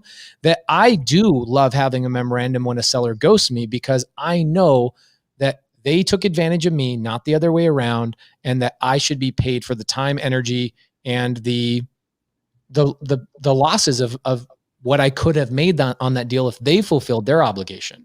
So does a memorandum just magically become null and void just because the close of escrow date? It depends on the language of your purchase contract. That's it. So, Yep. and we had this discussion last week on your Zoom, Pace. The magic 2 words, cure notice. So if the contract contains a cure notice, then the contract does not automatically expire as of the date of the close of escrow. Instead, it requires action by one of the 2 parties to issue a cure notice to the other party saying you aren't performing, and if you don't perform within this time period, we're done or you're in breach. So if the language of the contract has a cure notice, which Pace yours does, if the language of the contract has a cure notice, then the contract doesn't expire if the seller doesn't perform by the close of escrow date. Frankly, it doesn't even expire if the buyer doesn't perform by the close of escrow date. It expires after a cure notice has been issued and there's still no performance. Well, Sean, let's talk about what a cure notice is, because there's a lot of people in here that don't know what a cure notice is. And I would say a cure notice is in one of the top best tools to ever have in your pocket when you're in real estate. And I imagine Jamil and Brent use cure notices frequently in their business. It's very common in most realtor contracts. Most realtor contracts have a cure notice. Yep. Now, the 3-page wholesaler contracts typically don't, that I see. I've seen really good ones that are done properly do.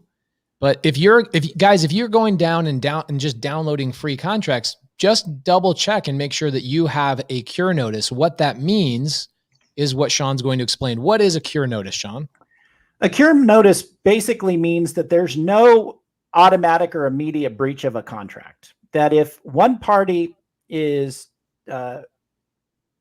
acting in a manner that the other side believes is a breach of the contract, that in order for the breach to be actually enforceable, then the other side has to send a notice and give a certain time period, which the contract says what that time period is, for the party to perform. So for example, if the seller basically states, I'm not going to close escrow, then you as the buyer, in order for there to be a breach, you would send out the cure notice and say you have 10 days to perform, or 3 days, depending on the language of the contract. Most realtor forms give 3 days. Yeah. I actually like the 10 days, not dealing with memorandums or anything, but dealing with assignments. I prefer to have the 10 days. But you have 3, 10 days, whatever you choose to perform. And if you don't perform in that time period, seller, now you're in breach. And now I have a right to go and file a lawsuit for damages or specific performance or something like that. Likewise, if you have a buyer that's not performing, then the seller sends a cure notice to the buyer, and then the buyer has 3 days or 10 days to perform. And if the buyer doesn't perform, then the seller can cancel the contract at that point. So if you have a close of escrow date, but the purchase contract has a cure notice, and that close of escrow date comes and goes, but the seller never sends a cure and says, hey, buyer, you need to buy it, then that contract's still alive. In fact, I've worked with clients who, a year and a half later come to me and say, wait a minute, why is this still an issue? I thought, we were over and done. The close of escrow expired. And I look at it, well, did you ever send a cure notice? Well, no. So, a year and a half later, we're sending a cure notice. Jamil, how has a cure notice helped save your butt in transactions? Oh my gosh. So buyer ends up wiring a little bit late, and we pass close of escrow, and you've got an agent who's losing their mind because they need to pay rent. So they're really looking for their commission check, and they rile their seller up. And now they want to cancel, but they can't because the cure period give us more time. In fact, I've had a situation where a buyer, and you know what, I'm not going to comment on this strategy, but the buyer, we had a deal, it was going to close on I think the 28th or whatever of the month. The buyer knew he wasn't going to be able to close until the 30th. He knew it because he had another deal closing. He was going to use the funds from that deal that was closing to close this one up. So he rode the cure. He rode the cure period, and knowing that he had 3 days to perform and rectify his breach of contract. So he wrote the cure, and then on the final day wired in the money, and the deal closed, and the seller couldn't get out of the deal. It had to move forward as possible. So a cure can be really, really helpful to a buyer that needs a little bit more time. A cure can be really helpful to a seller to understand what is their buyer intending to do, right? It also, the one thing I've noticed is that if you do issue a cure and Alex Cifelli, a lovely human being, she had mentioned that, sellers do some squirrely stuff. Yep. Right? They do some really squirrely stuff sometimes. And she's saying, I'm seeing that, memorandums are getting a bad rap here, but what about those people? I think when you got a seller who's just flat out lied to you and they've gone and taken another offer from somebody else because greed got in the way, sue them. But the other thing that you can do is renegotiate, right? I've had look, suing somebody costs thousands and thousands of dollars. Renegotiating might only cost you a few $1,000s. Why not try? Why not try to figure it out? And a cure period gives you the opportunity to have an honest conversation because the days are counting, right? And so that's how a cure period's helped us pace. It gave us extra time on a deal, allowed us to close a little bit late, and especially when we're wholesaling and we've got buyers and our buyer is not as responsive as we want them to be, and we know that they're going to perform, but they're just busy out doing life. Or they have a lender that moves a little bit slow. Or the lender moves a little slow. Or you have like a wire cutoff, right? That's another big thing is a lot of people don't talk about is like I've done deals with Jamil, a lot of deals with Jamil, and we'll wire money for a deal at 2:15 in the afternoon, but it misses the wire cutoff. So the title company doesn't receive that money. And the seller might be freaking out, like, why haven't you closed escrow, canceled the contract? But at the end of the day, because we have an extra 3, but in my contract, I have a 10-day cure notice, which means the seller has to give me 10 extra days. And the reason it's called a cure is because my lack of closing escrow is a plague on that contract. I have put a plague on this contract, and the seller has to tell me to cure that plague by closing escrow. And so that's why we call it a cure notice. Cure your plague, cure your problem that you caused on this contract. So I actually do like it. Is there a downside to a cure notice, Sean? Yeah, the downside is to the extent that you as the buyer want to force the seller's hand and have them close. If you make a 10-day cure notice, now you're waiting 10 days. The reason why I like the 10-day notice is for your, what I would call your out of control daisy chains, where, no one seems to know the end buyer and, they're not performing. I like my assignments to basically state, hey, buyer, either you perform on this date or you don't, and contract rights revert. Now you can always amend that. You have somebody who, like you said, Jamil, you had a buyer that was waiting for another transaction to close. You knew that. You can always say, hey, yeah, we'll amend that. We'll fix that, But I, as the original party to the contract, I would want the assignment to basically say, hey, look, it terminates if you don't perform by the original close of escrow. You don't have the benefit of the cure. I have the benefit of the cure. So if you can't perform, we're done. Contract rights revert to me, and now I have 10 days to fix this issue. Can I just reiterate that for everybody? It's so well done. I just want to redo that one more time because that's so critically important for people to understand. In your purchase contract between you and your seller, you should have a cure notice. Okay, it protects you, it protects the seller. It's all around a great situation to have. Just like Jamil talked about how it saved his bacon multiple times, it saved my bacon multiple times for whatever reason. Okay.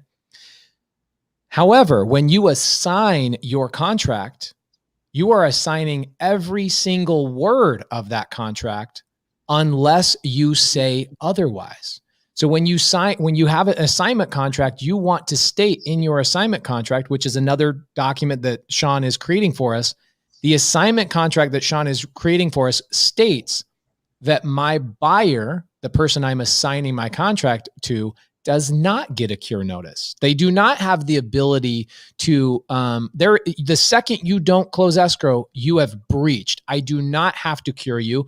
You have breached, which then gives me the time to go back to the drawing board and find another buyer without having to cure the person I assigned the deal to.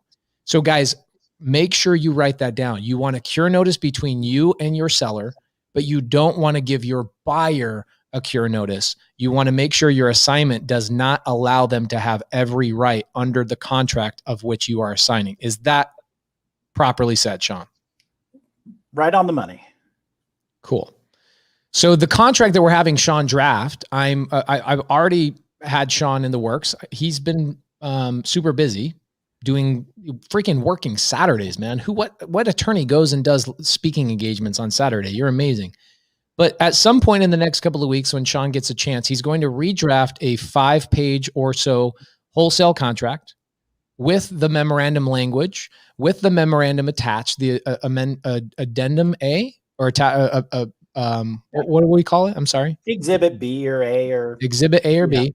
And then we're also going to have him redraft the assignment contract so that it states that we have the ability to have a cure notice between us and the seller, but our buyer does not. So we will give that access to all Astro students, all TTP students, all Sub 2 students will get a copy of that contract drafted from the golden hand of Sean St. Clair himself.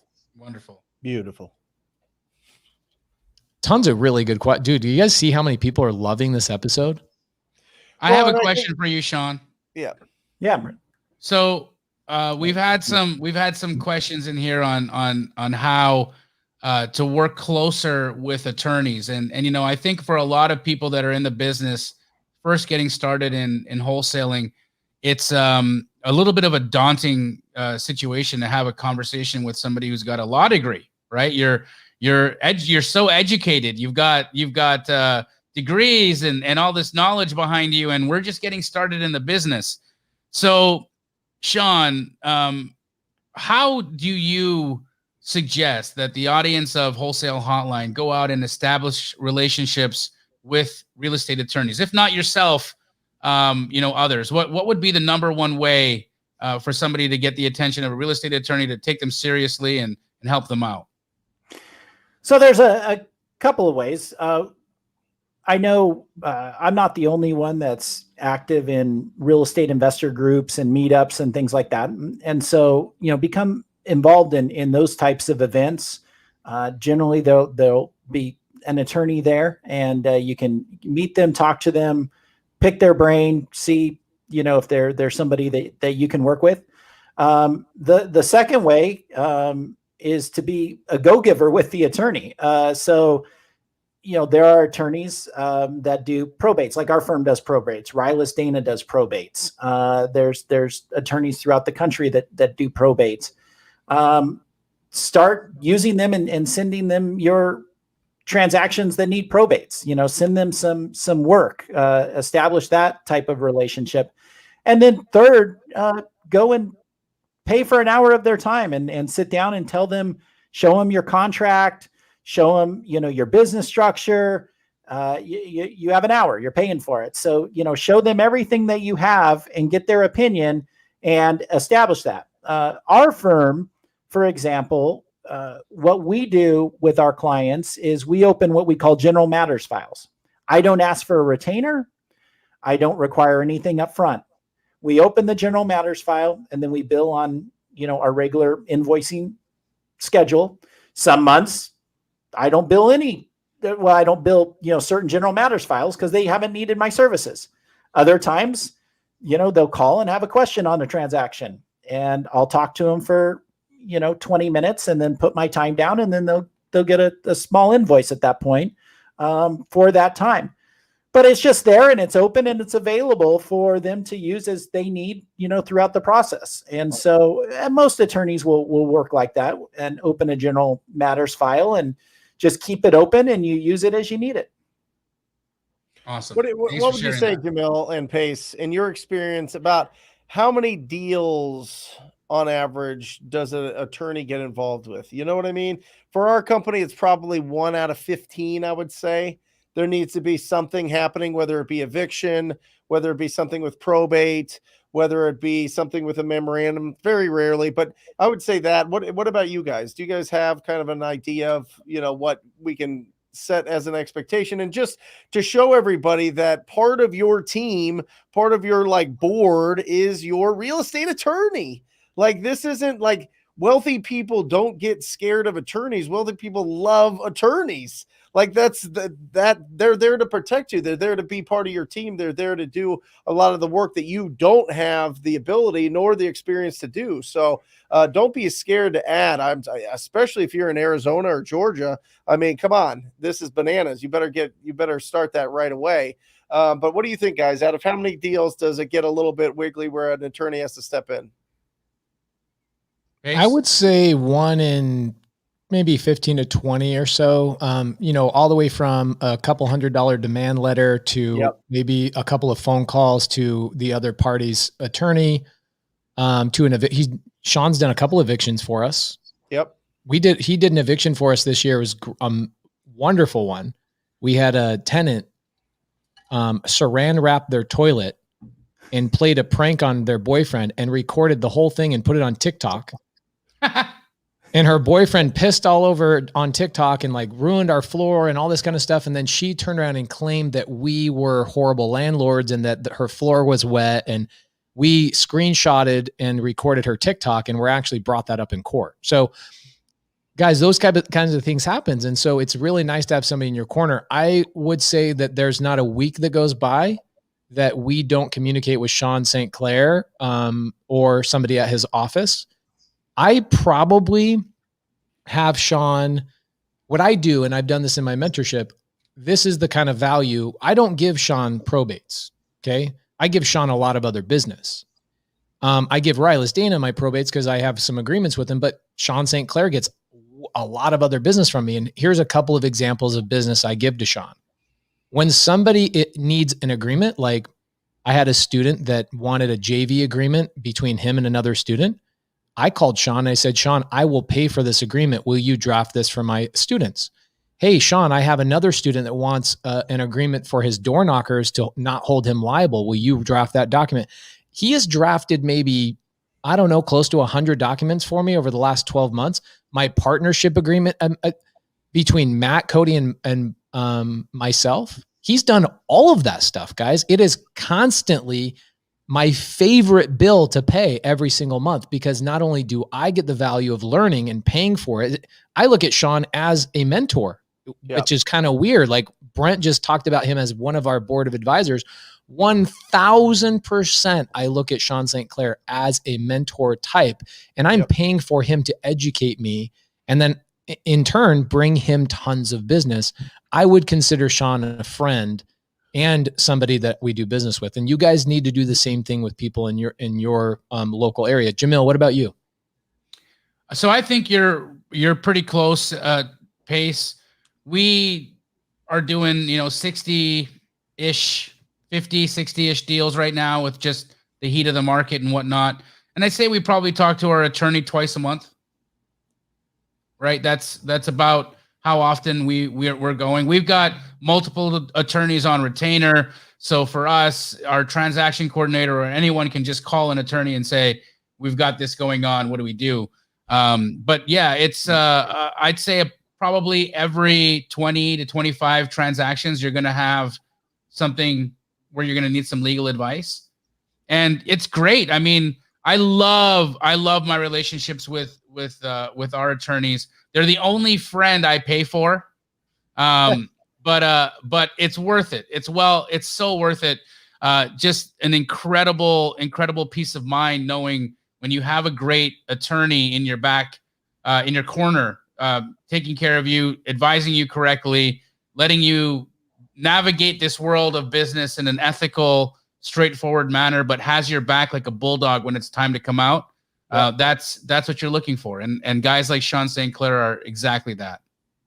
I do have a suggestion for people in the audience. If you guys are new and you're saying, I want a local attorney, because Sean's not licensed everywhere, right? They practice in Arizona and Georgia. And he obviously cares. He wants to be out there helping the community, which is why he built a national Facebook group, for heaven's sakes. But at the end of the day, he can't service everybody. So you need to go to your own individual state. Now, here's an idea for you. Squatting up. Why don't you squat up with 10 other people in your local area and you say, hey guys, let's have a meetup where we all pay a little bit of an attorney's time, 2 hours, and we have an attorney come out and talk about a specific topic so that attorney and us can build a relationship. Pay them. I never have asked Sean to do anything for free. I am so glad to pay him to show up to do anything. The Zoom that we did the other Friday with Inside My Sub 2 Mentorship, I will get a bill for that and I will gladly pay for that. So same thing in your local market. Find a real estate attorney who wants to build their business, somebody who cares about growing their business, and pay them for 2 or 3 hours of their time to come and to do like a lunch and learn at a local title company or a church or a Starbucks for that matter, and get 10 people to fund that. Let's say that it costs $600. 10 people is only $60. Guys, crowdsource your relationship with an attorney and get rid of the $600 and just crowdsource something like that. And attorneys will be glad because now they have 10 clients or 10 future clients that they can set up LLCs for, estate planning, get probate clients, do all sorts of things for, and get paid for it. And there's a group now. He created a group. I mean, So good. You could go right into the group and find somebody that is in your local market. I mean, it's incredible. I mean, there's no excuse not to do it. And I love the idea of crowdsourcing it and getting in there. So everybody, all of a sudden, you're going to start teaming up with people that have the same type of morals, the same type of thoughts, they understand what is the right path to do it. Those are the people that last. I'm telling you, we've seen it for, Pace and Jamil and I have been doing this for 15, 20 years. You see the people come and go like shooting stars. They show up and just explode because they're doing it wrong. You never want to go down that path. Be around the people that are doing it right, and you're gonna have longevity, and that's the whole point. Make the money from this so that you can buy assets, so that you have all these assets piled up and create actual wealth. Well, guess what happens when you have wealth? You need attorneys around you. All right. You need attorneys to protect you. You need attorneys to do what unlimited amount of things. So, start down that way right now. Go to Real Estate Investor Legal Facebook group, join that, find somebody incredible in your market and start that relationship. One thing I want to say about attorneys as well is that not all attorneys do everything, right? So I'm on a phone call with Sean 2-3 weeks ago. And I say, hey, Sean, I'm going to start raising some capital. I'm going to go put a fund together. I'm going to go build apartment complexes or go build mobile home park communities or whatever. And Sean says, well, I can help you with maybe some syndication stuff, or I can help you with some other things. But if you're going to go the building a fund route, that involves getting a securities attorney involved. And I have a great referral for you of somebody that I've worked with in the past. So now I don't have to go surf through 100 other attorneys. Guys, it is a straight line to some of the best referrals you'll get in anything is just going and getting an attorney. Sean, would you consider yourself a real estate attorney, or are you guys like estate planning, probate, real estate? What would you consider yourself if somebody asks you, what law do you practice? Our firm has 8 attorneys, so we're pretty broad in the scope of our practice. My practice is all things real estate. And so it could be, it's transactional, all things, transactional real estate, if you will. So, drafting documents, business formations, because I'm helping my real estate investor clients, protect their businesses and their assets and structure properly, things like that. So basically, if it touches real estate, I'm dealing with it. And that's the way I kind of describe it. All things real estate. Awesome. Pace, you want to take us out of here? 6:30, bro. Pace is frozen. Oh my gosh. That's the first time I'd ever seen him. I thought he was messing with me. I thought he was messing. Well, we're here. That's the interesting thing. He made a rule with Laura that at 6:30 he has he has to go to dinner. He has to be at the family dinner, so he's gone.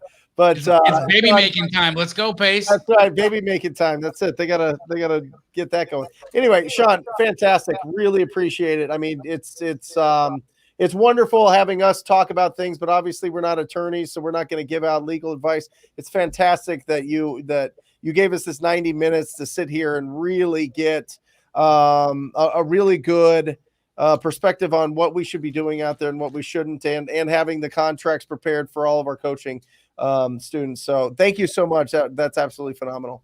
Thank you guys. It was an honor to be on here. I really enjoyed it. Awesome. And guys, do us a favor. If you got a tremendous amount of value, I can tell you that I got a tremendous amount of value from today, from Sean, all those great questions you guys asked. If you guys got some value, do us all a favor. Make sure you go and add yourself to the Facebook group. And if you have some business for Sean, hire Sean. He's amazing. He's a go-giver. He's ready to work. He's ready to be your advocate in a time of question. And that is the purpose of our attorneys. That's why we need them. That's why we cherish them, and we befriend as many as we can in all the different industries. Sean, you're a fantastic gentleman. We truly, truly admire your work in this industry and in this space. Thank you so much for being a guest on Wholesale Hotline. And to all of you guys that tuned in, Wholesale Hotline number 70 was amazing. Amazing. We will see you all next week. Love you guys. Or just say squat up. So squat up and enjoy the show. Yeah. Yeah. Okay. 1, 2, 3. So squat up and enjoy the show. What are you doing? I didn't say nothing. Why? I don't know. Okay. So squat up and enjoy the show. Cool. I think we should use the one where Jamil doesn't say anything.